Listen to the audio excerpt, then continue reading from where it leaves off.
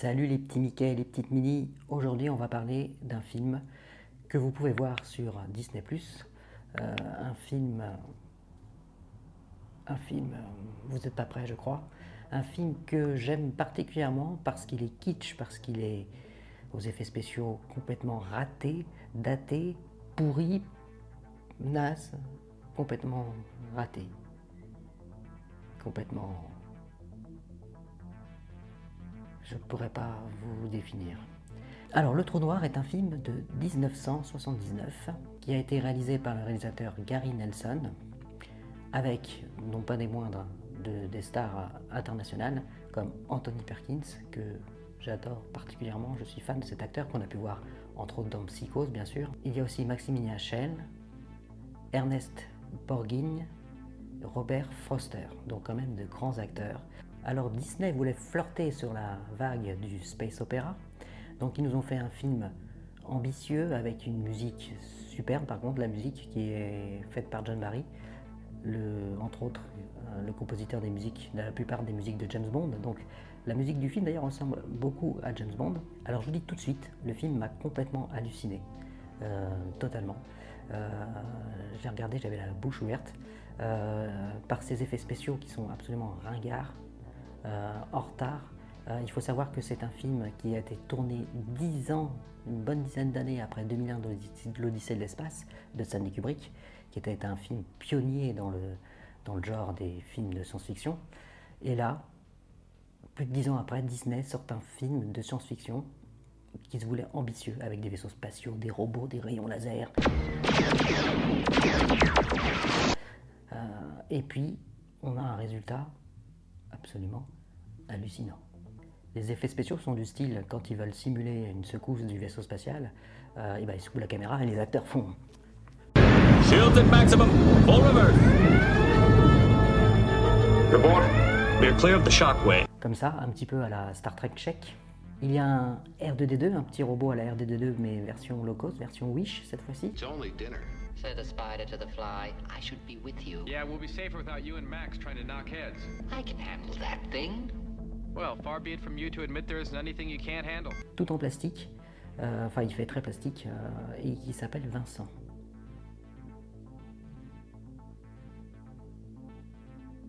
Vincent. Bon, il s'appelle Vincent et il vole. Il est vite et il fait de la télépathie. Les effets spéciaux sont tellement bien faits que lorsqu'il vole, on voit dans certains plans les câbles tenir le robot. Et oui, malgré la remasterisation de Disney, ils n'ont pas pu cacher ça. Et il y a aussi d'autres robots, des robots à la Stormtrooper qui sont rouges, qui s'appellent les gorilles, je crois, et qui marchent, attention, vous allez voir, d'un réalisme, un réalisme sensationnel et qui marche comme ça.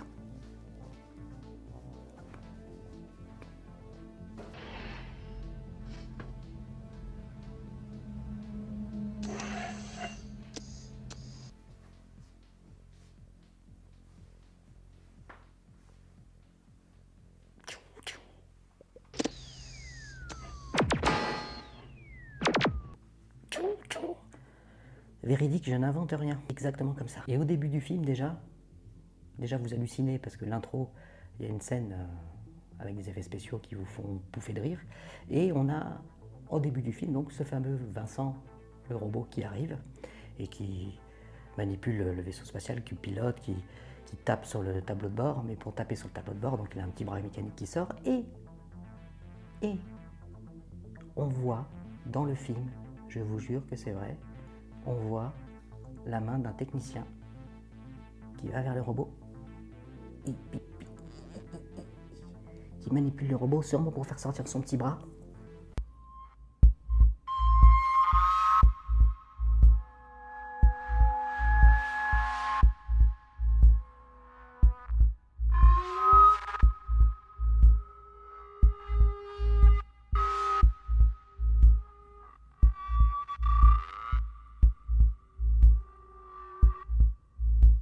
C'est hallucinant.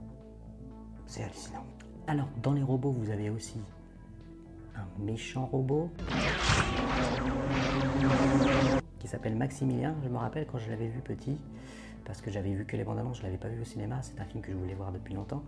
Il m'avait fait un peu flipper. Il est pas trop mal réussi. Alors lui aussi, il est vite, comme ça, avec des fils. Il a un aspect un peu plastique, mais il fait un peu flipper quand même. Il m'a un peu fait flipper, moi. Et pour continuer sur les robots, c'est quand même le premier film de science-fiction, je pense, avec un pépé robot. Oui, oui, je vous assure, il y a ça. Un pépé robot dans le film, oui. Et la fin du film...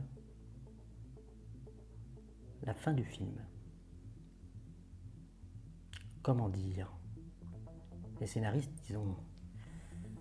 Smoke weed every day. Smoke weed every day. Smoke weed every day. Alors, ça commence par un combat entre les robots qui est quand même à voir. Hein.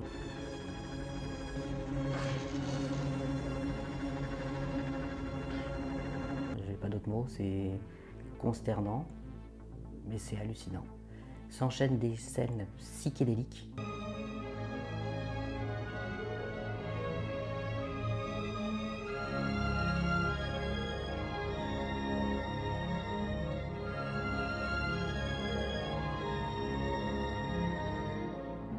Mais complètement déjanté. On se demande ce que ça fout là. Je pense qu'ils se sont dit, ah ouais, 2001 d'Odyssée de l'espace, ça se finit par un... Il y a une fin what the fuck, donc on va faire exactement la même chose, on va faire une fin what the fuck. Sauf que... Bah, c'est vraiment what the fuck pour le coup.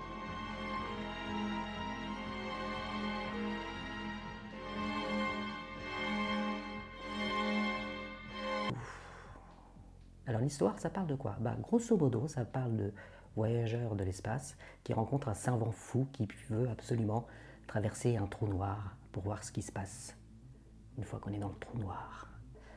Voilà, voilà. Je vous dis en dis pas plus, je ne vais pas vous spoiler le film parce qu'il faut absolument que vous le regardiez ce film. Oui, parce que malgré tout, ses défauts, j'ai adoré ce film. J'ai adoré. C'est un nanar absolument, hein, tout en ayant conscience que c'est un film qui est très mauvais, qui est raté, surtout au niveau technique. Mais malgré tout, ce film m'a charmé. Je ne me suis pas ennuyé une seule seconde. Et du coup, il a un style nanardesque assez incroyable qui vaut le détour. Les acteurs sont super. Anthony Perkins, moi je l'adore, donc voilà. Et puis une fin hallucinante. Enfin, moi j'ai complètement halluciné en voyant ce film. C'est vraiment un ovni à voir absolument. Courez vite sur Disney+ pour regarder ce film. Vous allez vous passer un bon moment avec des potes, avec une pizza, enfin avec des potes. Ouais, avec des potes. C'est pas pour tout de suite. Tout seul, avec votre chien, votre peluche.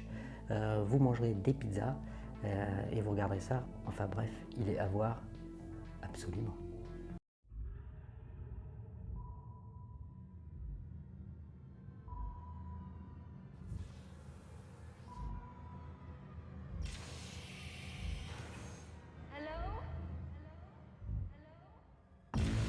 Welcome aboard the Cygnus.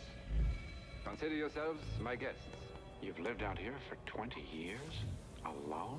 I've created companions of a sort. We can offer you the means of returning to Earth, Doctor. What makes you think I want to return? I will travel where no man has dared to go. Into the black hole? Why, that's crazy. I'm just telling you that I had a gut feeling that I was looking at some kind of person.